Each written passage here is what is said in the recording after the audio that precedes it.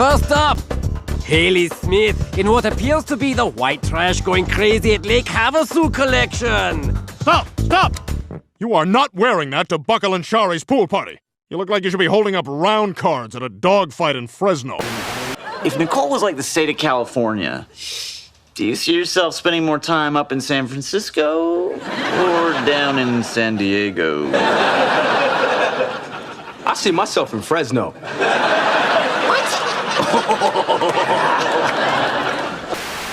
You know, it's one thing to hire Miss Ghetto Superstar as your assistant, but why did you let her in your home? Maya is a bright young woman with a future. And you're just one escrow and a sugar daddy away from moving your butt back to Fresno yourself.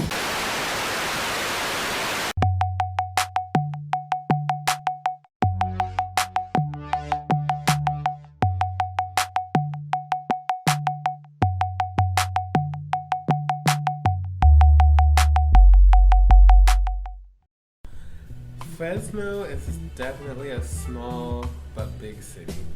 Everyone knows each other, but yet it's so huge that you can know someone and know someone else indirectly through someone else that you actually know.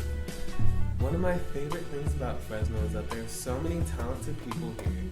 Believe it or not, people here don't understand that you can basically find anything in LA here. When did I discover that I liked to dance? Well, my mom put me in classes when I was like 4 or 5. I feel like you don't really know that you like something until you're a little bit more matured. I started young, but I realized kind of, I guess, preteen-ish, and then I've been dancing ever since. How did I discover I was passionate about dancing? I don't know if it was a discovery or what, but like my first movements were towards a TV, like MC Hammer came on and I was like bouncing around. But technically, I came to Fresno and dance was my outlet. Obviously coming from a place like, I'm in my tween years, like I'm trying to figure out what is what, and that was an outlet for me. I didn't have any friends here, I didn't know anything here, so once I came is when I conquered.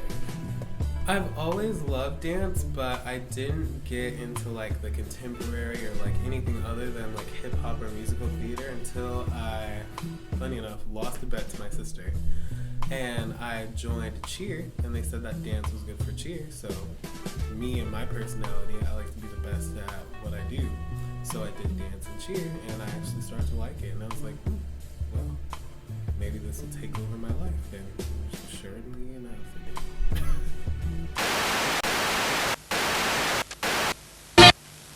Turn the music up. It goes 1 by 1, even 2 by 2. Everybody in the floor, let me show you. Now me hoping you save me right now. Looking so crazy, you look. 800 €, das ist so viel Geld, das ist eine Monatsmiete. Sogar mehr.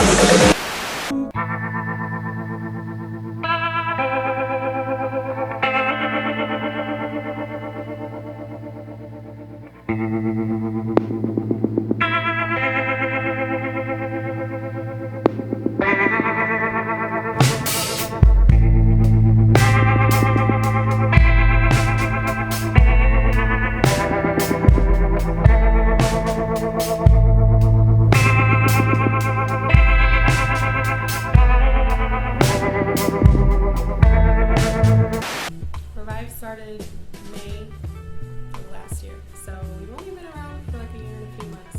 We do shows, we perform, we dance, we teach, we do costumes, we do everything in between, so it's kind of a lot, but worth it. So Miz and I were doing kind of a lot of side projects with a DJ here in Fresno named Reckwell. He did a lot of performances, and he worked with a lot of other local artists, so we kind of just did, like Miz and I actually started just kind of doing backup dances, and he would call us up and be like, hey, can you help me out with this? And then we started to help him out, and then we were like, yo, like we could start kind of a company that's kind of based around performance. Why do I revive? That's a better question. I think I dance mostly because I've never been the best speaker, so this is new. But it's a way of expressing myself where I don't have to argue. There's no back and forth. It's me giving you what I have to say, and that's it. And you take it how you want.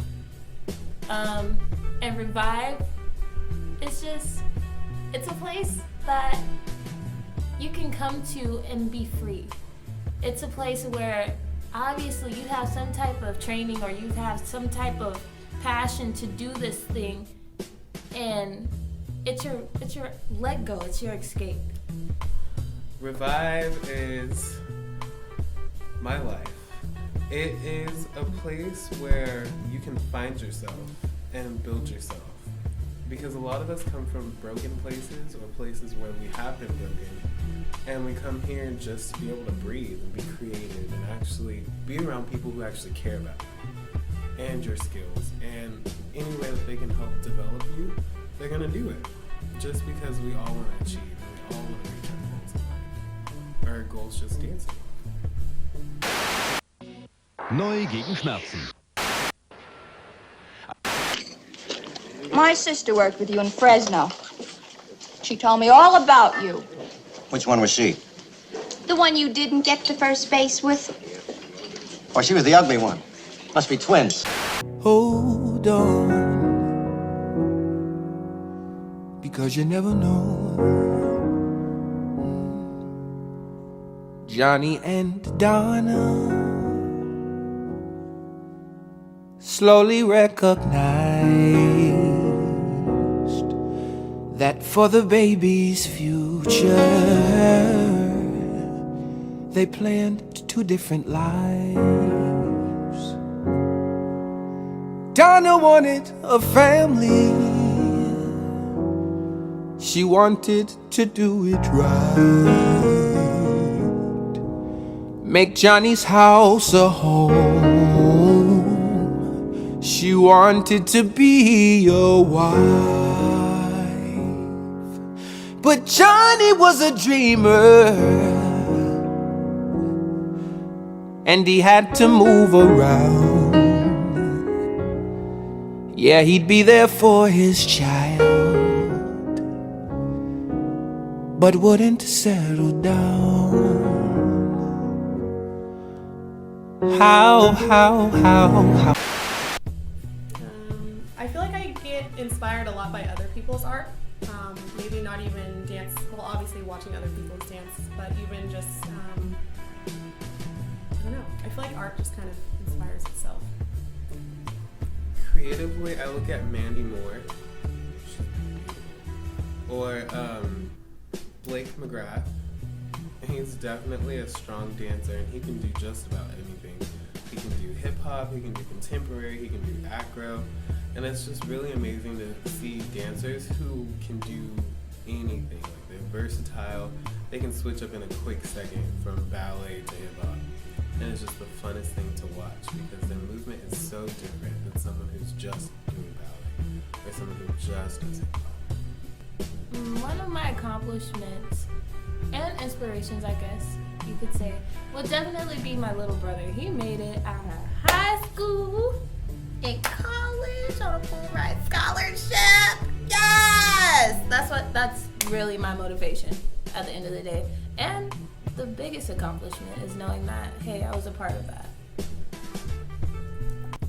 The best piece of advice I can give to creators like myself is to not look at yourself so much from an outsider's perspective, but more from yourself and from what you feel, what you want. It's so easy for dancers especially to look at the people around them and compare themselves and be like, I need to work on this, or they're so much better at that, or like, oh, I wish I could do that.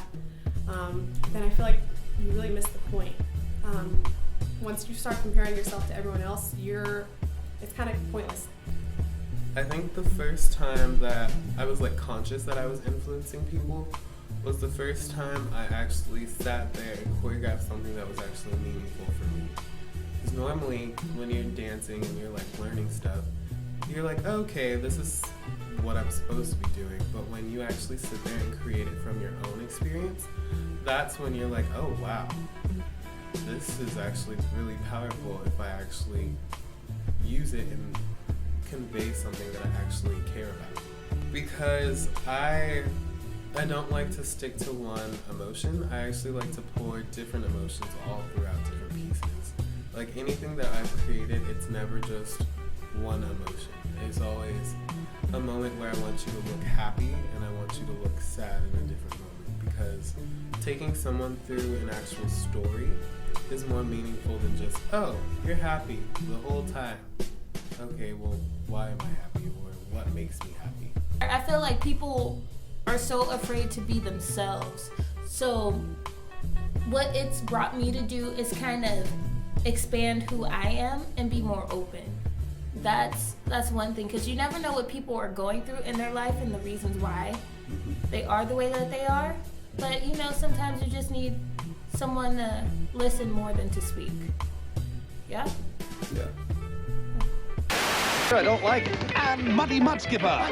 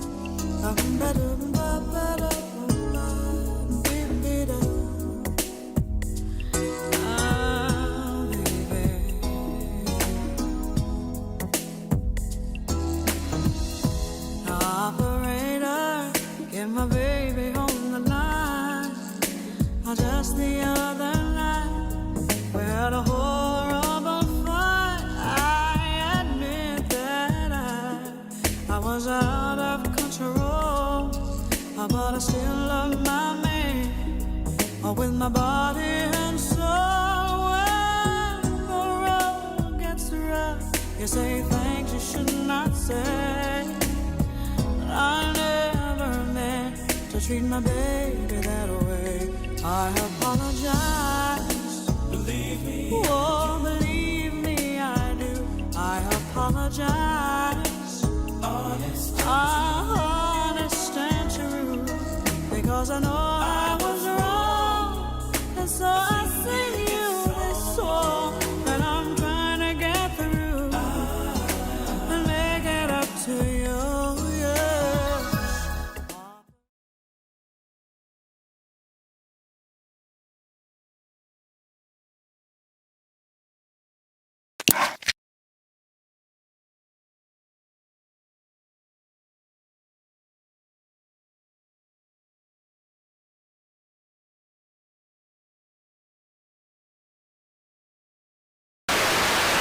Wait a second. You think I'm just some guy from Fresno who tinkered with crackpot ideas in his attic? Well, let me tell you something. This whole country is built on the shoulders of people who tinkered with crackpot ideas in attics and basements and backyards. Alexander Graham Bell working in a 2-room flat.